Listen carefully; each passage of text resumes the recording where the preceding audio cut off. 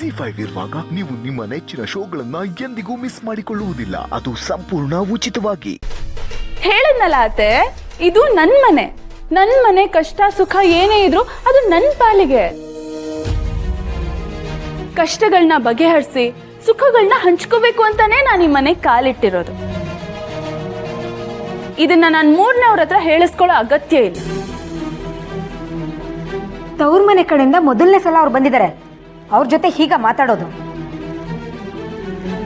ನಮ್ಮ ಶ್ರಾವಣಿನ ಬೈಬೇಡಮ್ಮ. ಅವಳು ಮೊದಲಿಂದನೂ ಹೀಗೆ. ಅವಳಿಗೆ ದೊಡ್ಡವ್ರಿಗೆ ಗೌರವ ಕೊಟ್ಟು ಅಭ್ಯಾಸ ಇಲ್ಲ. ಏನು ಮಾಡೋದು, ತಾಯಿ ಇಲ್ದೇ ಇರೋ ಮಗಳಲ್ವಾ, ತುಂಬ ಮುದ್ದು ಮಾಡಿ ಬೆಳೆಸ್ಬಿಟ್ವಿ. ಓಹೋ, ಇದಾ ಸಮಾಚಾರ? ಹಾಗಿದ್ರೆ ಇವ್ರು ಬಂದಿರೋದು ನನ್ನ ಬಗ್ಗೆ ಎಲ್ರ ಮನಸ್ಸಲ್ಲೂ ವಿಷ ಬಿತ್ತಕ್ಕೆ. ನಾನು ಈ ಮನೇಲಿ ನೆಮ್ಮದಿಯಾಗಿರಬಾರ್ದು ಅಂತ ತೀರ್ಮಾನ ಮಾಡಿಕೊಂಡೇ ಬಂದಿರೋ ಹಾಗೆ ಕಾಣಿಸ್ತಾ ಇದೆ. ನೀವೇನು ನೊಂದ್ಕೋಬೇಡಿ ಅಮ್ಮ. ಮಕ್ಕಳು ಮಾಡಿದ ಕರ್ಮಗಳಿಗೆ ದೊಡ್ಡವ್ರ ಹೊಟ್ಟೆ ತಾನೇ ಉರಿಯುತ್ತೆ. ಅದೆಲ್ಲ ಇವ್ರಿಗೆಲ್ಲ ಅರ್ಥ ಆಗುತ್ತೆ. ಮನೇಲೆಲ್ಲ ಹೇಗಿದ್ದಾರೆ? ಹೇಗಿರಕ್ಕೆ ಸಾಧ್ಯ? ಇವಳು ಮಾಡಿರೋ ಕೆಲಸದಿಂದ ಮನೇಲಿರೋರೆಲ್ಲರೂ ಅವಮಾನದಿಂದ ತಲೆ ತೆಗೆಸ್ಕೊಂಡಿದ್ದಾರೆ. ನನ್ನ ಮಗ ಅಂತೂ ತುಂಬ ನೊಂದ್ಕೊಂಡಿದ್ದಾನೆ. ಏನು ಮಾಡೋಕ್ಕಾಗತ್ತೆ? ನಮ್ಮ ಹಣೆ ಬರಹಣೆ ಸರಿಯಿಲ್ಲ. ಆದರೂ ನಾವು ಅನುಭವಿಸ್ತಿರೋ ನೋವಿಗಿಂತ ನೀವು ಅನುಭವಿಸ್ತಿರೋ ನೋವೇ ಜಾಸ್ತಿ. ಪಾಪ, ನೀವು ಅನ್ಕೊಂಡ ಹಾಗೆ ನಿಮ್ಮ ಮಗನ ಮದುವೆನೂ ಮಾಡೋಕ್ಕಾಗಲಿಲ್ಲ, ನಿಮ್ಮ ಮಗಳ ಮದುವೆನೂ ಮಾಡೋಕ್ಕಾಗಲಿಲ್ಲ. ನಿಮ್ಮ ಮಗಳು ಅದೆಷ್ಟು ನೊಂದ್ಕೊಂಡಿದ್ದಾಳೆ ಏನೋ. ಇವಳು ಮಾಡಿರೋ ಕೆಲಸದಿಂದ 2 ಕುಟುಂಬದವರು ಕಣ್ಣೀರು ಹಾಕೋ ಹಾಗಾಗೋಯ್ತು. ದಯವಿಟ್ಟು ಆ ಮಾತನ್ನ ವಾಪಸ್ ತಗೊಳ್ಳಿ.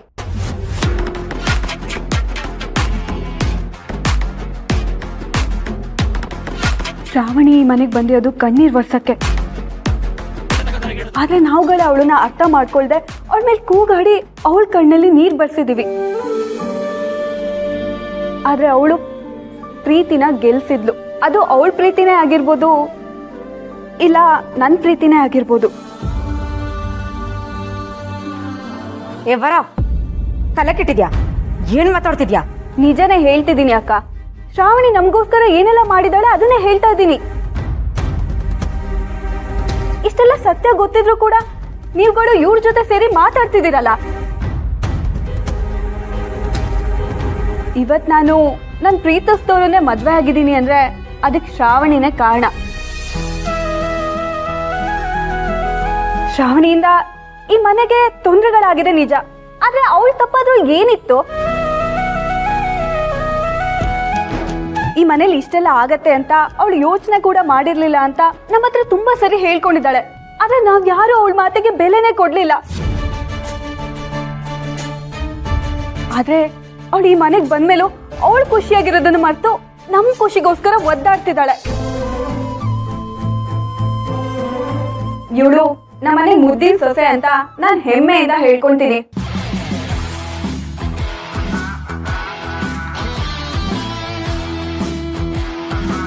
ದಯವಿಟ್ಟು ನಮ್ಮನೆ ಸೊಸೆ ಬಗ್ಗೆ ಯಾರು ಹಗುರವಾಗಿ ಮಾತಾಡ್ಬೇಡಿ. ಶ್ರಾವಣಿ ಬಗ್ಗೆ ಯಾರಿಗೇನೆ ಅಂದ್ರು ಅವಳ ಜೊತೆ ನಾನಿರ್ತೀನಿ. ಬರೀ ಗೆಳತಿ ಅಂತ ಅಲ್ಲ, ಅವಳು ನನಗೆ ಅತ್ತಿಗೆ ಅಂತ.